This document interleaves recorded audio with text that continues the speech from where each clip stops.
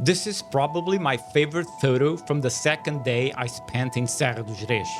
To get this right, I had to take 5 separate frames to photo stack in Photoshop later, ensuring we have tack-sharp details from this foreground tree trunk all the way back to the falls. Since I had to raise the ISO for the foreground frames to grab enough light on the bark, there's a slight exposure mismatch I need to fix before stacking. I'll start by switching the profile to Adobe Landscape, which immediately gives the image a much needed color punch. Before and after, it's a better starting point.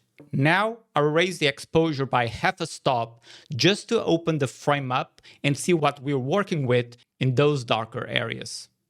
I'm pulling the highlights down to -70, especially to balance this frame with the brighter waterfall images we'll be blending in later. Next, I'll lift the shadows to +20 and the blacks to +30. This stops us from clipping the deepest tones and starts to reveal the hidden textures in the shadows. Before and after, the dynamic range is looking much healthier. Now, the white balance feels a bit too yellow for my taste, so I'm dropping the temperature to 4700 and nudging the tint to +16 for a cleaner look. For sharpening, I'll take it up to 80, but I'm also holding Alt and dragging the masking to 80 so the crunchiness only hits the edges of the tree and rocks. I'll also check Remove Chromatic Aberration to kill any purple fringing around the leaves, and we're set. Before and after, that's the foreground sorted. Let's sync these exact settings to the second image since they share the same focal plane and exposure. Moving to the third image, you can see how dark this looks because I was exposing specifically for the waterfall to protect those highlights. We'll start again with the Adobe Landscape profile to get that base saturation back. I need to bump the exposure by almost 2 full stops here. The goal is to get the overall brightness to sit naturally next to our foreground frames.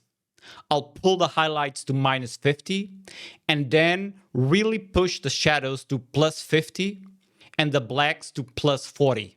We're essentially trying to mirror the exposure values of the first 2 images so the final blend is seamless. If we compare them now, they look like part of the same moment. But let me quickly match the white balance at 4700, set the sharpening and masking to 80, and enable chromatic aberration removal to keep everything consistent. Now let me copy the settings to this frame and paste them to the other 2. That's our background trio ready to go. Now that all 5 images are prepped, let's move into Photoshop and do some magic. And if you're picking up some new tricks for your own blends, consider subscribing. It's the best way to support the channel. I've loaded these as layers and we're using the TK9 CX panel to automate the focus blend.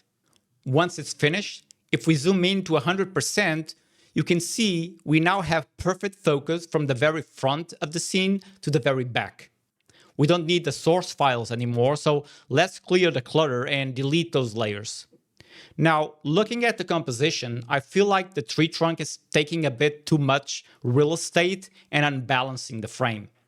I'm switching to a 7:5 ratio and shifting the crop to the left. This pushes the tree slightly more toward the edge, giving the waterfall more room to breathe. The image still feels a little heavy, so I'll open a color grading layer, grab the midtones, and lift them to +14 to breathe some life into the woods. Before and after, that really helped. Now that the midtones are open, I want to keep the viewer's eye from wandering off the edges. So I use the lasso tool to draw a rough circle and hit the freehand vignette button on the TK9 panel. It's a bit too heavy in the shadows for me, so I'll use Blend If to pull the effect away from the darkest darks, keeping the vignette subtle. Before and after, it just gently guides the eye toward the center. Now let's bring some sunlight into that waterfall by adding another color grading layer, lifting the midtones to +8, and dialing in a soft yellow hue. I'm masking this out and then painting back in only around the waterfall area. I'm being careful to avoid the waterfall itself, as I don't want the actual foam turning yellow, we just want that surrounding glow. Before and after, let me lower the opacity to 80%. Before and after, this is getting really nice. To separate the layers between the background and the foreground, I'll create an empty layer, set the blend mode to lighter color, and use a white brush at 10% opacity and 30% flow to dab around the base of the falls. Before and after, I feel it's a bit strong. Let me lower the opacity to 60%. The effect is very soft, but it mimics a natural haze in the air that adds a sufficient amount of depth. Now for some dodge and burn, starting with the waterfall streaks at 20% opacity. I'm burning the textures in the water to emphasize the sense of movement. Before and after, it stays soft but has much more character now. I'll also burn the background rocks to add depth and darken that large rock in the foreground. It was attracting too much attention, so we just pushed it back into the shadows.